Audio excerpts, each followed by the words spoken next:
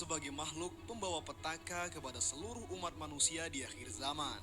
Sudah banyak dijelaskan dalam hadis-hadis Rasulullah. Salah satu hadis yang menerangkan itu adalah sebagai berikut. Tidaklah diutus seorang nabi, melainkan dia mengingatkan kaumnya tentang si buta sebelah sang pendusta. Ketahuilah, Dajjal itu buta sebelah dan Tuhan kalian tidak buta sebelah. Di antara dua matanya tertulis kafir. Hadis riwayat Bukhari.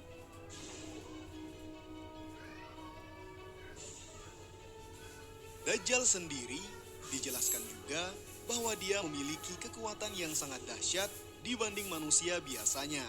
Dia mampu menjelajah bumi dalam waktu yang singkat. Bahkan dia juga bisa menebar tipu daya fitnah, termasuk di dalamnya menghidupkan orang yang sudah mati. Padahal pada hakikatnya itu hanyalah tipu daya Dajjal semata. Meskipun Dajjal diberikan kelebihan yang sangat dahsyat, namun bukan berarti Dajjal tidak punya kelemahan. Dajjal sendiri ternyata punya kelemahan.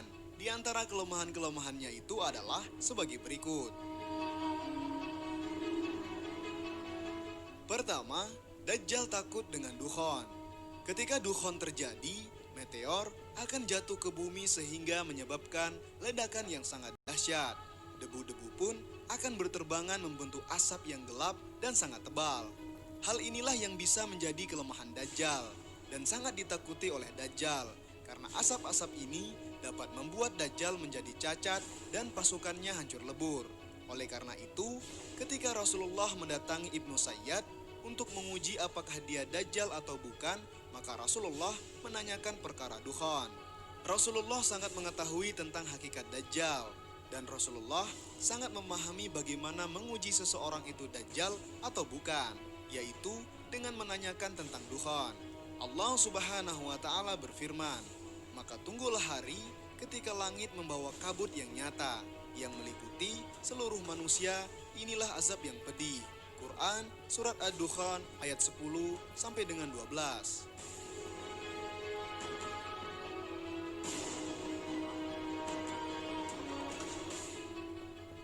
Kedua, Dajjal tidak sanggup membunuh orang mukmin yang taat dan pemberani untuk kedua kalinya. Ketika kemunculannya, Dajjal akan melakukan segala bentuk kejahatan. Salah satunya adalah dengan cara membunuh kaum muslimin yang tidak mempercayai bahwa dirinya adalah Tuhan. Namun, setelah membunuh orang tersebut, Dajjal kemudian menghidupkannya kembali. Dari Abu Sa'id Al-Khudri, Rasulullah Shallallahu Alaihi Wasallam bersabda, pada waktu keluarnya Dajjal, ada seorang dari kaum mukmin yang dengan beraninya pergi menemui Dajjal, lalu ia disambut oleh pengawal Dajjal dan ditanyakan, hendak kemana engkau? Ia menjawab, saya ingin menemui orang yang baru saja keluar, yaitu Dajjal. Lalu mereka bertanya, apakah kamu belum percaya kepada Tuhan kami? Orang mukmin itu menjawab, Tuhan kami tidak samar. Maka berkatalah pengawal Dajjal, bunuhlah dia. Tapi sebagian pengawal mereka mengatakan, jangan, Tuhan kami melarang membunuh seseorang, melainkan dengan perintahnya. Maka dibawalah mukmin tersebut menghadap kepada Dajjal. Ia pun berkata, hai sekalian manusia, inilah Dajjal yang telah disebut oleh Rasulullah Shallallahu Alaihi Wasallam. Maka segera Dajjal menyuruh merebahkan mukmin tersebut dan diperintahkan dikupas kulitnya dan dipukuli punggung serta perutnya. Lalu Dajjal bertanya, apakah engkau tetap tidak percaya kepada kami? Mukmin itu menjawab, engkaulah Al-Masih atau Dajjal si pendusta. Maka Dajjal memerintahkan mukmin itu digergaji badannya dari kepalanya hingga ke kakinya menjadi dua bagian. Lalu Dajjal berjalan di tengah kedua badannya. Dajjal pun berkata, bangunlah. Maka bangunlah orang mukmin itu seperti sedia kala. Lalu Dajjal kembali bertanya, apakah kamu belum percaya kepadaku? Mukmin itu menjawab, tidak berkurang keyakinanku bahwa engkaulah Dajjal, bahkan aku bertambah yakin. Kemudian orang mukmin itu berkata, hai sekalian manusia, Dajjal tidak dapat berbuat demikian lagi kepada seorang pun. Maka Dajjal berusaha membunuhnya lagi, namun Allah telah meletakkan di antara leher hingga belakang orang mukmin itu seolah-olah tembaga, sehingga tidak dapat disembelihnya. Mereka menyangka ia dilempar ke dalam neraka, padahal dilempar ke dalam surga. Kemudian Nabi Shallallahu Alaihi Wasallam bersabda, itulah manusia yang paling besar kesaksiannya di sisi Rabbul Alamin. Hadis riwayat Muslim.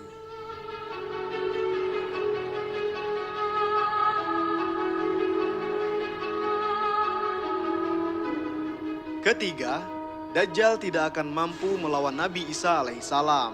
Kelak, di hari kiamat akan terjadi pertempuran besar melawan Dajjal. Ialah Nabi Isa yang ditakdirkan melawan dan membunuhnya.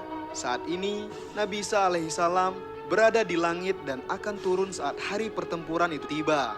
Di hari itu, Nabi Isa akan turun di kota Damaskus. Tepatnya, turun di sisi Menara Putih, sebelah timur ibu kota Suriah. Ketika turun, kedua tangan Nabi Isa berada di antara sayap-sayap dua malaikat.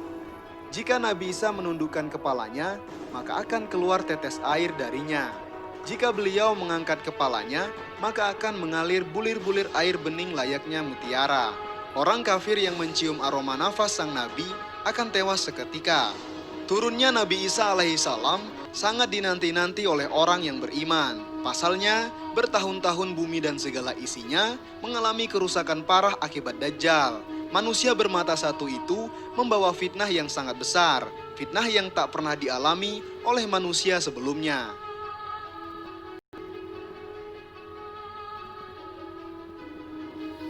Dajjal membawa api dan air, namun manusia melihat api sebagai air dan air sebagai api. Ia melintasi banyak negeri dan tak ada negeri yang selamat dari fitnahnya. Hanya dua kota yang selamat dari Dajjal, yakni Mekah dan Madinah. Karena kedua kota suci tersebut dibentengi oleh para malaikat. Dajjal melintasi setiap penjuru negeri. Ia bergerak sangat cepat, layaknya hembusan angin. Manusia yang mengikuti Dajjal akan aman karena Dajjal menyuruh bumi mengeluarkan tanaman dan menyuruh langit untuk menurunkan hujan. Tak ada yang bisa dilakukan langit dan bumi kecuali menurutinya. Sementara manusia beriman yang menolak menjadi pengikut Dajjal akan berakhir sengsara. Dajjal akan membuat negeri mereka kering hingga mereka tak memiliki harta sedikit pun. Mereka sekarat karena kelaparan dan kehausan. Fitnah itu dialami penduduk bumi selama 40 hari 40 malam. Namun, terdapat hitungan hari yang berbeda dari biasanya. Ada satu hari yang lamanya seperti 1 tahun, sehari lain lamanya seperti 1 bulan, dan satu hari lagi lamanya seperti 1 pekan. Adapun hari-hari lainnya berjalan seperti biasa selama 24 jam. Tak ada satu hari pun yang dilewati kaum beriman kecuali kesengsaraan. Karena itulah, turunnya Nabi Isa alaihissalam menjadi momen yang ditunggu-tunggu oleh orang-orang beriman. Beliaulah sang juru selamat yang sangat diharapkan kehadirannya. Telah tercatat dalam takdir bahwasanya tak ada yang mampu mengalahkan Dajjal kecuali Nabi Isa alaihissalam. Ketika turun ke bumi, Nabi Isa pun berkumpul dengan para mukmin. Putra Maryam kemudian memulai pengajarannya. Dajjal kabur melarikan diri karena tahu ajalnya telah ada di depan mata. Nabi Isa pun berhasil menangkap Dajjal di kawasan Bablut di Palestina. Beliau pun segera membunuh Dajjal, si penyebar fitnah dan kerusakan itu. Begitu melihat Isa, si Dajjal meleleh hancur bagaikan garam yang mencair. Sekiranya ia membiarkannya, sudah tentu musuh Allah itu hancur meleleh. Namun, Allah membunuhnya melalui perantara tangan Nabi Isa alaihissalam. Sehingga Nabi Isa menunjukkan kepada kaum muslimin darah Dajjal yang masih segar menempel di ujung tombaknya.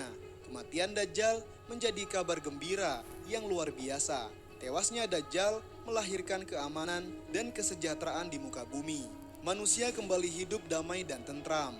Bahkan sepanjang sejarah manusia, saat itulah masa paling sejahtera di muka bumi. Tak ada sedikit pun pertikaian, permusuhan, ataupun kejahatan. Dipimpin Imam Mahdi, mereka hidup dalam kesejahteraan dan kedamaian. Adapun Nabi Isa wafat setelah menjalani